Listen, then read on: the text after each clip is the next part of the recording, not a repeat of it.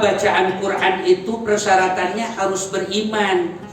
Orang yang membaca Quran harus beriman.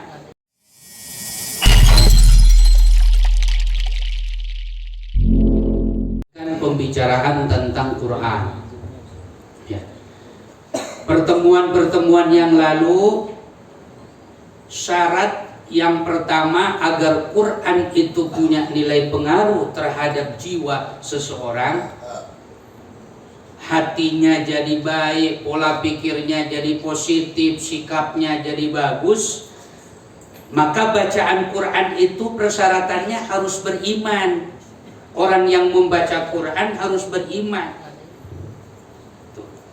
Kalau seseorang sudah dilandasi dengan iman, baca Quran, saya sampaikan pertemuan yang lalu, orang beriman baca Quran itu seperti apa? Lupa lagi. Siapa yang dengar nih, anak-anak nih? Tahu buah nggak? Ada buah yang harum, manis rasanya. Buah apa tuh? Hah? Ada apa namanya, durian, ada mangga, terus jeruk wangi nggak? Nah, orang beriman kalau dia baca Quran itu bagaikan buah utrujah. Apa itu buah utrujah? Utrujah itu suatu buah yang wanginya harum, harumnya wangi, ya punya keharuman khas dan juga manis ketika dinikmati dan dimakan. Itu orang beriman. Artinya apa? Udah bermanfaat buat dirinya, bermanfaat juga orang kepada orang lain. Itu orang beriman kalau dia baca Quran. Istimewa apa? Syarat yang pertama, beriman. Kemudian yang kedua, syarat yang kedua, agar supaya qiraatul Quran punya nilai pengaruh, ya, punya nilai pengaruh terhadap sikap, terhadap hati, pola pikir, dan perbuatan kita. Hatinya bersih kalau mau baca Quran. Jangan hatinya penuh kedengkian, penuh iri hati, penuh kebencian. Nggak punya nilai pengaruh tuh Quran. Walaupun kita hatam berkali-kali, 30 juz, bahkan bisa nambah jadi 60 juz, ya, nggak punya nilai pengaruh tuh Quran. Kenapa? Karena hatinya nggak bagus, hatinya nggak bersih.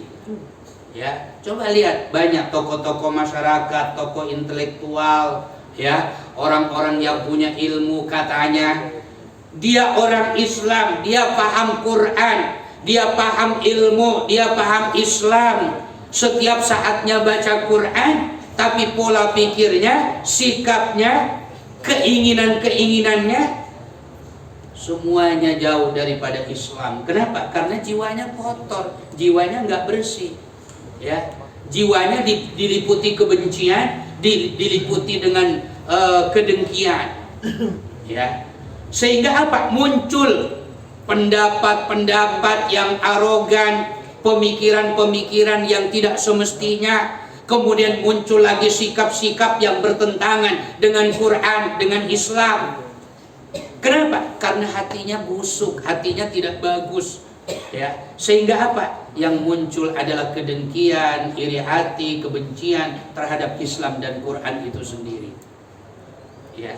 Sehingga kalau menemukan orang yang seperti itu baca Quran, nggak punya nilai pengaruh. Mau suaranya bagus, melengking, ya, apa namanya, Al-Fatihah satu napas, napasnya panjang, nggak punya nilai pengaruh. Yang pada akhirnya Quran hanya sebatas musabaqah, perlombaan.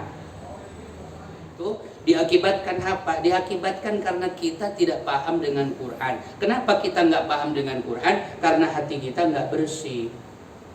Maka Quran itu hanya jadi bacaan, jadi musabaqah, ya, sampai melengking suaranya. Juara pertama dibuat apa, di apa namanya, dikasih piala setinggi alaihim, ya. Tuh.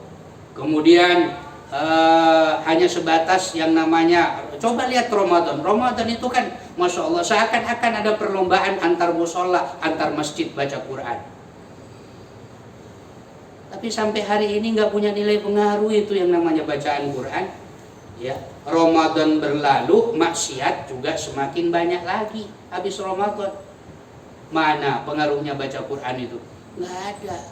Makanya bersihkan tazkiyatun nafs, bersihkan jiwa kita, diri kita dari kedengkian, ya, dari kebencian. Ya, pahami Islam itu secara baik dan benar supaya tidak menimbulkan rasa kedengkian dan kebencian terhadap Islam dan Quran. Sehingga Al-Quran itu kata Allah dalam surat Thaha, wa ma anzalna 'alaikal qur'ana litasqa. Quran itu bukan untuk nakut-nakutin, bukan untuk membuat kalian susah, bukan untuk membuat kalian itu berat, bukan untuk membuat kalian itu menjauh daripada kehidupan kalian, enggak. Illa tadhkiratan liman yakhsha. Tapi Quran punya nilai pengaruh bagi mereka yang hatinya bersih, yang hanya punya rasa takut terhadap Allah Subhanahu wa ta'ala.